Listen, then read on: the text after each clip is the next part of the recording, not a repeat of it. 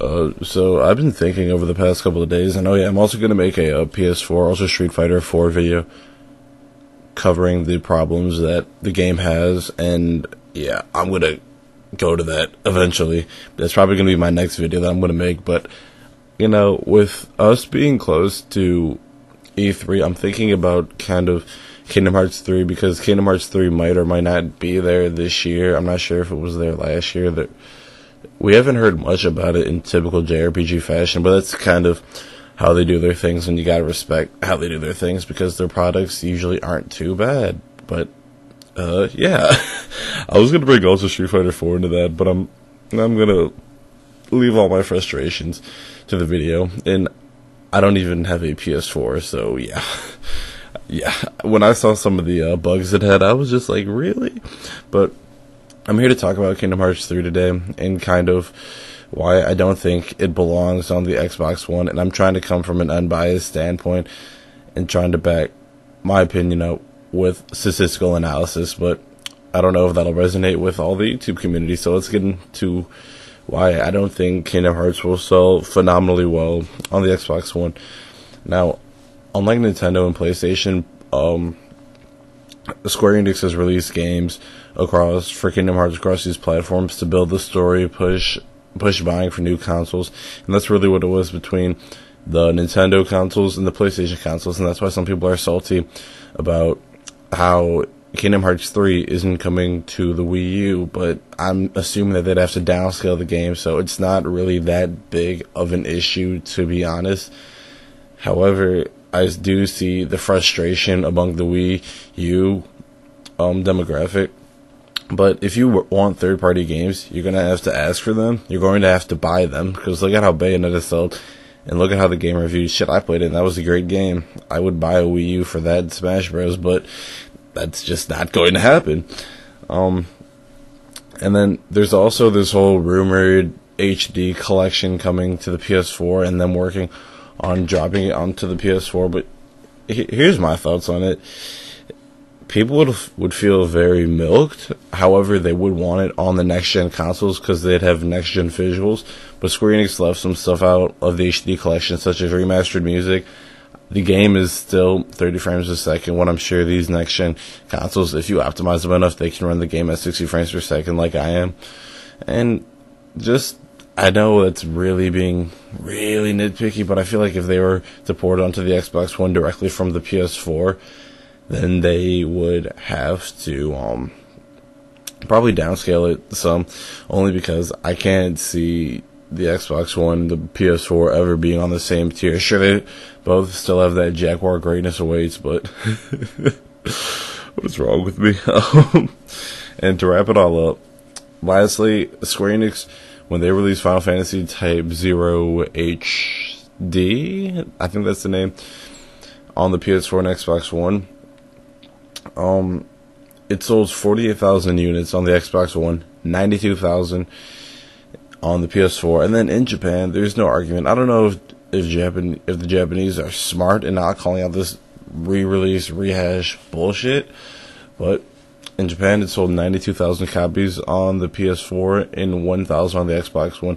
Final Fantasy Type 0 HD went past the million mark, but the core demographic in Japan now is mobile, like phone, handheld, PS Vita gaming, and they also are aware that these companies are trying to re-release all their games, and everybody's not crazy about buying re-release games. So I do understand where the Japanese are coming from, and I kind of don't understand why the American demographic isn't doing that same thing. Like, oh my god, these companies are just re-releasing their games again and again and again, where games that do need remasters and collections, like BioShock, the Batman Arkham, maybe the Batman Arkham pack, which is just, or the Batman Arkham remaster, which I might talk about that trailer today, because that trailer had a lot of interesting stuff going on regarding the Batmobile and stuff, but I don't want to get too far off the topic here like I usually do in my videos.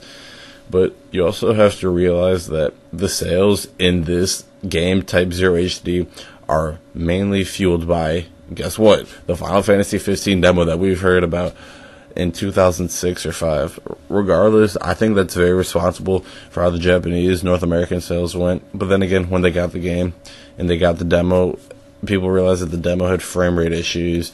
some other issues, and now they're releasing a patch. They're making a patch for a demo. So I don't know what Square Enix is trying to do with that. It could kind of give you this warm, enticing family feeling like, okay, we know, it's a bad port, it's not complete, it's probably in its alpha going into beta, it'll probably be out sooner or later, but you know what, we're gonna patch it, we're gonna make everything better. And I'm just like, that's really how you want to go about these things. But I don't know, I'm kind of worried about how it's gonna sell. I'm sure it'll sell like 50,000 copies, but with the Xbox gamers, assuming haven't owned a PSP, a PS2, or a Nintendo console, or a Game Boy at that, it's just, which is a Nintendo console, I'm just worried about how it's going to sell and how it's going to be received. Because say a reviewer reviews the game on the Xbox One, and they've been an Xbox gamer their primary entire life, think about how they're going to review. They're going to be like, well, you see, we loaded up this game, and then this guy named Xehanort died, and I don't know who that is. You're not going to be fleshed out. You had no reason to want to dive into the series unless you played it at a friend's house. You don't know all the story, character development, and just everything that's happened. So that's why I'm kind of worried about this game. Anyways, that's about all I got to say regarding the Kingdom Hearts 3 and Xbox One discussion. I think that it might, but I'm not sure if it belongs there based on Final Fantasy 15 sales. And we can also further analyze and do comparison and prediction and make a hypothesis on how well the Final Fantasy 15 game sells compared to Kingdom Hearts 3. And I'm sure Square Enix will analyze their demographic. Now, if people are like, well, with that mindset, they shouldn't release it on the PC.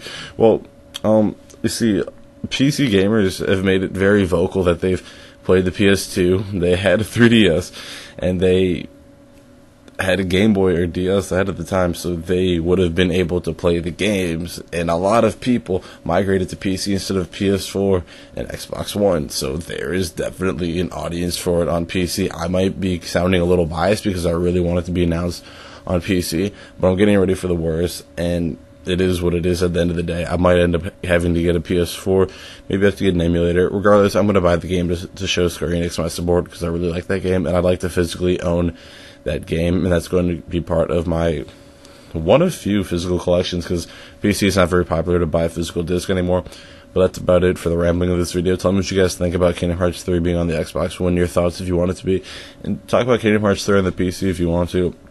Regardless, I'm really interested in how the game will sell and how Japan, Square Enix, will deduce from their demographic how to go about making future games, because if they keep on making re-releases and little pre-order bonuses and just reasons why to buy their other games like Type 0, and I'm sure that's why it fueled the sales that Final Fantasy 15 had, and now they're patching it, how they will adapt in the future to this. So that's about it. You should check it out. Leave your comments below, like, and please subscribe. Thank you. Have a good one.